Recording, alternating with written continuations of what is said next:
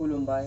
आंनि मुङा मुस्रि महत ब्रह्म, बादाय नं 30, गामि मिलनपुर, लासो रतनपुर, बियाब सिसुपानी, जिल्ला गलाघाट। आं दुलाराय बाथौ गुथुम लाइमोन आफादनि दैदेननायाव अनलाइननि गेजेरजों बाथौ थान्दै फरायनाय बादायलायनायनि नैथि दिंखन खाफाल सायख'नाय आनजादाव आंनि खाफालाव गोग्लैदों बाथौ बोराइ। आं दा बाथौ बोराइ आयदानि सायाव बिबुंथि लाखिनोसै। जागायबाय। गिबियाव जेला जेबो गैयामोन बे मुलुग संसाराव, लाथिख' लांदा फैलाव बे संसाराव, अब्ला आफा बोराइ बाथौआ ओं सोदोब रिंहोना सोमखोर अखोरांखौ सोरजिदों। रिं सोदोबजों सोरजिबाय बार, क्लिं सोदोबजों दै सोरजिबाय। फोद मोनथिनानै गुमुरानो जाबाय फोद राफोद गथा जिराद एबा हा, आरो से मोनथिनाजों सानखौ सोरजियो। बे बुहुम बिखायावनो आफा बोराइ बाथौआ मोजोमब्रै सि मिखौ दायो, फारियै थाबायग्रा, रज'ग्रा, बिरग्रा आरो सानस्रिग्रा।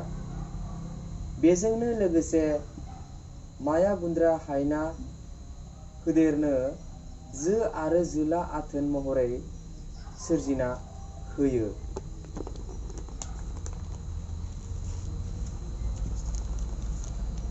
सोरजिसुमा अबं गसाइया सोरगिदिं मुलुग संसाराव जिब जिबि बिफां लाइफांनि गिलु बालु सोमोनांथाव आबुरखौ हमथानो थाखाय आफा बोराइ बाथौआ गावनि देहानि माखासे खोन्दोजों दानानै गियाननि गुरु फिरि गाहेला महरै बुहुम बिखायाव दैथायहरो एबा जोनोम लाफैनायखाय बाथौ बोराइ एबा उजिफैनाय सुबुं होनना बुङो।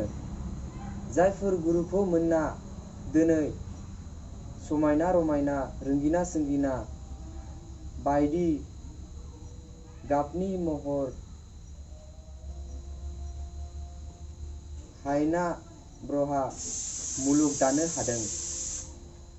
बाथौ दोहोरोमनि गेजेराव बेबायदि सानसुमै सानथौगिरि, सुजुगिरि, रनसायगिरि, महरगिरि दोहोरोम गुरुआ 18सा जोनोम मोनफैदों आरो बे 18सा गुरुफोरनि बिसिफोराबो गिलु बालु रावजोंबो सेर सुजायै समब्रा समब्रि गियाननि बिगोमा बोलो गोरामोन। बिनिखायनो बेखौ बाथौ बोराइ होनना बुंनाय जायो। दा जों बुंनाय राव, जोंनि आबुं गोनां दोहोरोमनि आसार खान्थि, आबाद मावनाय आदब, दानाय लुनाय, हेबनाय, न' बां लुनाय, मोसानाय मुसुरनाय बेफोर गासैखौबो बाथौ बोराइ बाथौ बुरिमोनानो सोरजिना होलांनाय, रावनिबो सोलाव थाहार लानाय नङा। बिनिखायनो आफा इसोर बाथौनि नेरसोन सिजौ बिफांखौ गायबा 18 जरा खुन्थियाखौ 18 जरा गुरु गुरजो महरै लाना आफा बोराइ बाथौखौ फुजिबा बैसुमुथि आलियाव 18 जरा खांख्ला थुना 18 जरा लाइजाम बना मान बाउनायजों लोगोसे गुरु गुरजो महरै फुजिबोदों। सुबुं माहारिनो गेजेराव फोरोंना गालांनाय आइ आफा एबा बाथौ बोराइ बाथौ बुरिमोना सोर मा बिहोमा होलांदों, आं बेखौ फारियै 18 जरा गुरु गुरजोनि मुंजों लोगोसे बिहोमाखौ फोरमायथि लाबाय।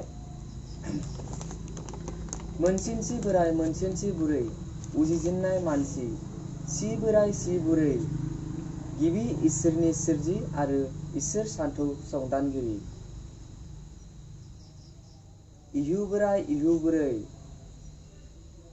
खेराइ आरो मोसानाय मुसुरनाय दिहुनगिरि।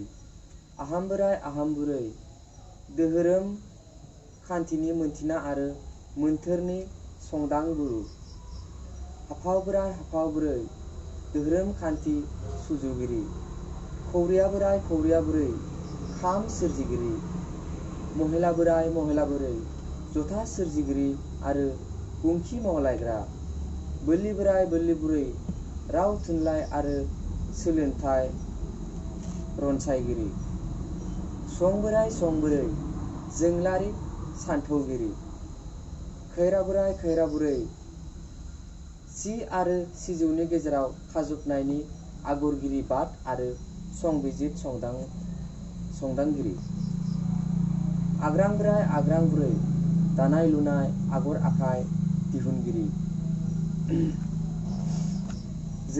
जोनोम बुरै आसारनि बिजिरगिरि हाजौ बुरै खुननि लामा संदानगिरि गंगार बुरै राखान्थिगिरि रजं बुरै आइजें आइला दिहुनगिरि हासुं बुरै सानथौगिरि एमाव बुरै मुलि संदानगिरि जाउनगिरि माइनाव बुरै आदार राहानिगिरि आबाद मावनो फोरोंजेनग्रा आंनि बिबुंथिया एसेनोसै।